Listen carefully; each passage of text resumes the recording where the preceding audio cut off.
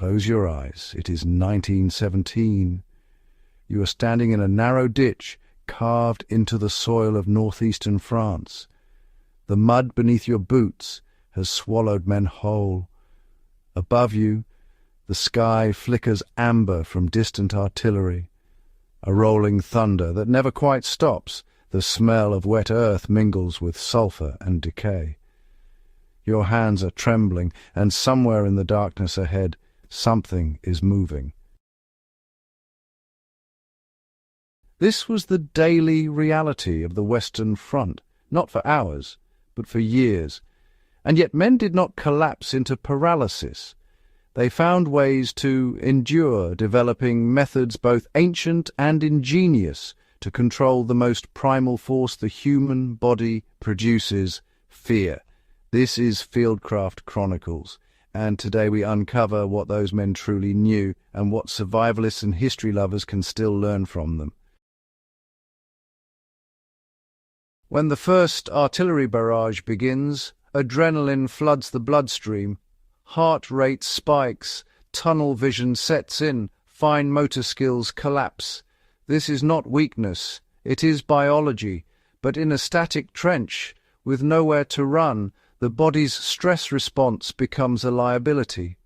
What World War I soldiers discovered through brutal trial and error was that the antidote was not heroic courage, but deliberate occupation of the body and mind.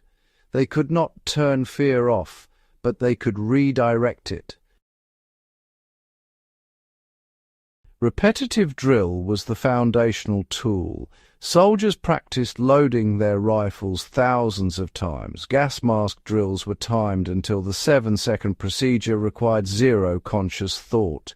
If your hands know exactly what to do, your mind does not need to be present to direct them. When fear narrows your attention to a pinhole, your trained body still functions on the path carved by muscle memory.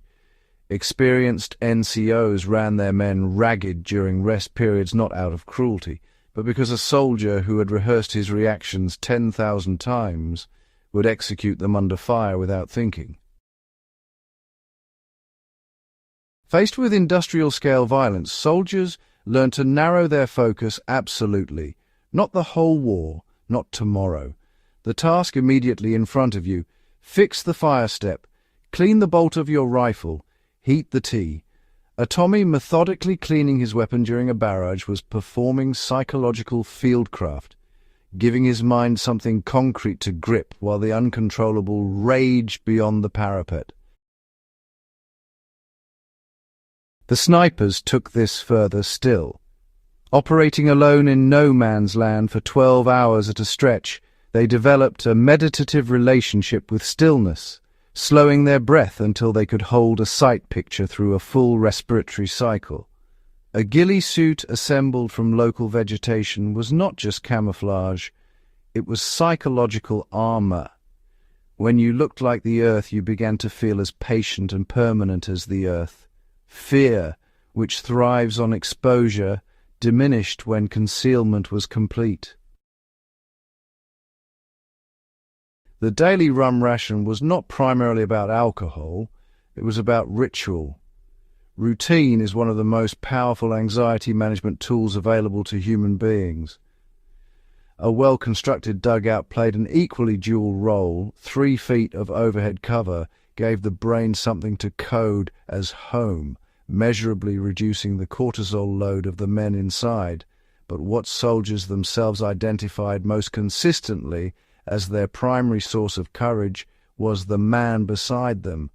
Unit cohesion, that dense web of loyalty and mutual knowledge, was the dominant psychological force on the Western Front. Dark humor reinforced it. To laugh at something is to refuse to be entirely destroyed by it. The men of the Western Front were not superhuman. They were afraid, deeply and constantly, but they learned to carry fear forward, using it as fuel for the techniques that kept them alive. Train your hands so your mind stays free. Narrow your focus to what you can control. Build shelter the brain reads as safety. Maintain routine against chaos. Cultivate the bond beside you. These are not historical curiosities. They are durable survival principles for any crisis.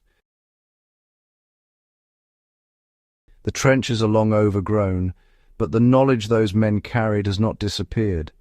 It lives in every field manual and every bushcrafter who knows the first tool in a crisis is a calm mind directed at a solvable problem.